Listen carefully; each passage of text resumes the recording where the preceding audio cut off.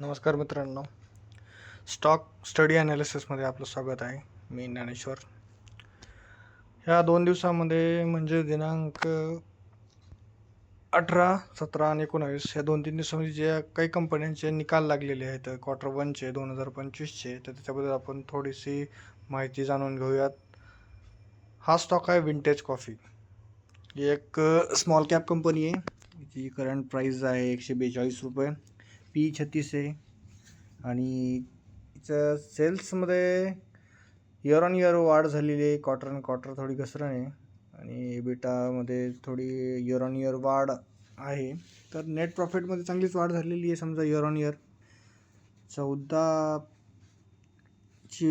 कोटीची वाढ आहे. EPSमध्ये सुद्धा वाढ आहे. चांगला स्टॉक आहे. त्यानंतर दुसरा स्टॉक बघू आपण, AU स्मॉल फायनान्स. तर यामध्ये सेल्समध्ये इयर ऑन इयर वाढ झालेली आहे. 16% वाढ आहे. इबिटामध्ये वाढ आहे आणि नेट प्रॉफिटमध्ये सुद्धा आपण वाढ बघतो. याच्यामध्ये बघा 581 कोटीचं नेट प्रॉफिट झालेलं आहे आणि EPSमध्ये सुद्धा ₹1 वाढ इयर ऑन इयर झालेली दिसते. याच्यामध्ये मुवमेंट येऊ शकते या स्टॉकमध्ये. दुसरा स्टॉक आहे HDFC बँक.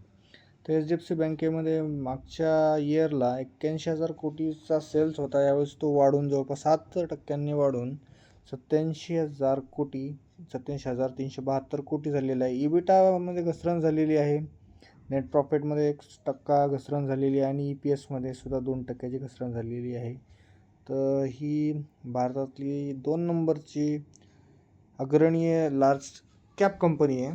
त्यानंतर पुढला स्टॉक आहे Punjab and Sind bank. Punjab and Sind बँकमध्ये सेल्स हा इयर ऑन इयर 10% वाढलेला आहे, पण सेल्समध्ये क्वार्टर ऑन क्वार्टर थोडी घसरण दिसते. इबिटा 2% वाढलेला आहे year on year. Net profit चांगलंच वाढलेलं आहे इयर ऑन इयर, पण क्वार्टर ऑन क्वार्टर बेसिसमध्ये थोडीशी घसरण दिसते. पुढला स्टॉक आहे जयस्वाल निको मध्ये आपण बघतो की 15% year on year sales growth आहे. क्वार्टर ऑन क्वार्टर थोडं घसरण झालेली आहे आणि इबिटामध्ये सुद्धा इयर ऑन इयर वाढ आहे. तर नेट प्रॉफिटमध्ये चांगलीच वाढ झालेली, 394% वाढ झालेली दिसते. 93 कोटी आहे. पुढला स्टॉक आहे रिलायन्स इंडस्ट्री. भारतातली सगळ्यात मोठी अग्रगण्य अशी लार्ज कॅप कंपनी, जिचं मार्केट कॅप 20 लाख कोटीच्या जवळपास होत आलेलं आहे. PE चांगला आहे. प्राईस सध्याची ₹1476 आहे. ह्याच्यामध्ये खरंच इयर ऑन इयर 2,43,632 कोटीचं सेल्स झालेलं आहे आणि याच्यामध्ये इबिटासुद्धा चांगला इयर ऑन इयर वाढलेला आहे. क्वार्टर ऑन क्वार्टर सेल्स आणि इबिटामध्ये घसरण आहे, पण इयर ऑन इयर याच्यामध्ये नेट प्रॉफिटमध्ये 30,000 कोटी वाढ झालेला आहे. EPSमध्ये सुद्धा चांगले 78% वाढ आहे. उद्या याच्यामध्ये काहीतरी मुवमेंट पाहायला भेटू शकते आपल्याला. पुढला स्टॉक आहे GSM फाइल्स. एक स्मॉल कॅप कंपनी आहे. PE 20 आहे.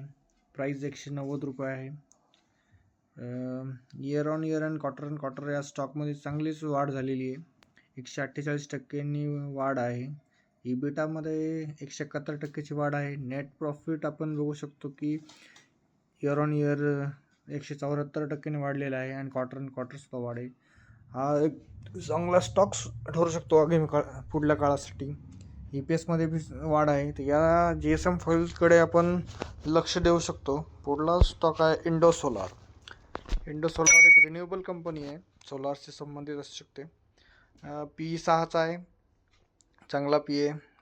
प्राईस ₹256. मार्केट कॅप 1,065 कोटीचा आहे.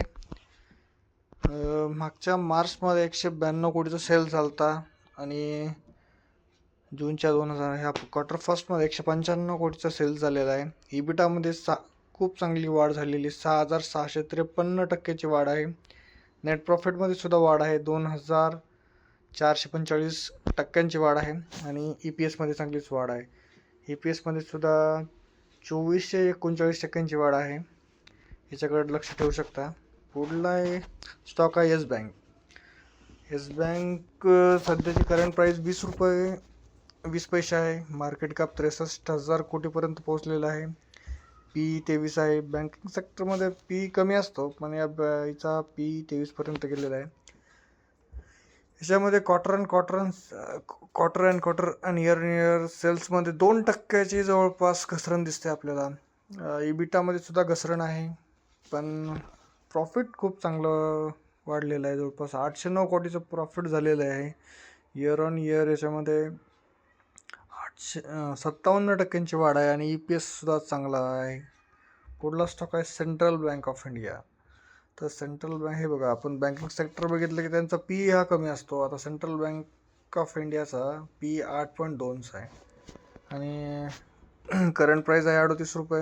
मार्केट कॅप 34,500 कोटीचा आहे जवळपास. आणि सेल्स इयर ऑन इयर आणि क्वार्टर सुद्धा चांगला आहे. 3%ची वाढ दिसते याच्यामध्ये. इबिटा सुद्धा 18% वाढलेला आहे इयर ऑन इयर. आणि नेट प्रॉफिटमध्ये सुद्धा 30% वाढ आहे. EPS मध्ये सुद्धा चांगली वाढ आहे. तर मित्रांनो, धन्यवाद.